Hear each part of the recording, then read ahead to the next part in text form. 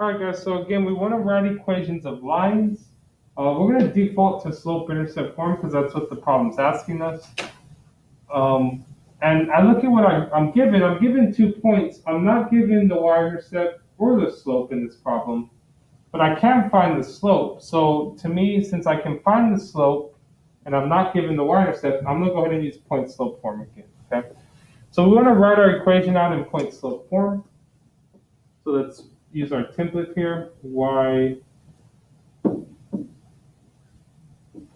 minus y1 is equal to m times x minus x1. Right? So for sure we know our point x1 and y1, but we don't know our slope. So we're going to have to find our slope. If you remember, we have our slope equation. It tells me y2 minus y1 divided by x2 minus x1. Right? So we have negative 8 minus 8 divided by 5 minus 1. So negative 8 minus 8 is negative 16 divided by 5 minus 1 is 4. That's equal to negative 4. So we found our slope. We know our x1 and y1. We can plug it into our equation. We have y minus 8 is equal to negative 4 times x minus 1. We can leave our equation like that. There's no minus and negatives, so we're done there. So this is totally mathematically okay. That's the equation of this line. Right? But sometimes we have to know what it looks like in slope-intercept form because we may want to know what the y-intercept and the slope is. And just from this, looking at this equation, I cannot find the y-intercept from it. But what we can do is we can apply what we learned in Unit 2.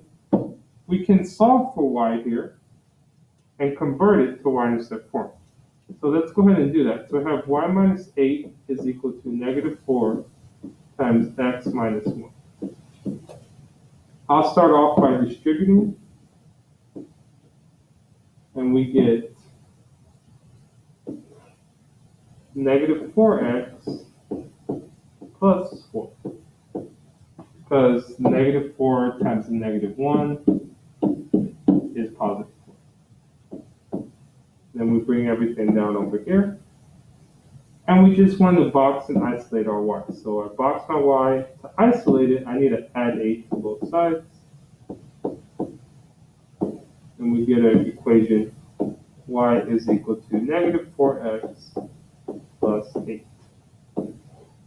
So again, we had our answer over here. We just converted it to slope-intercept form. The reason why is because now we have a little more information.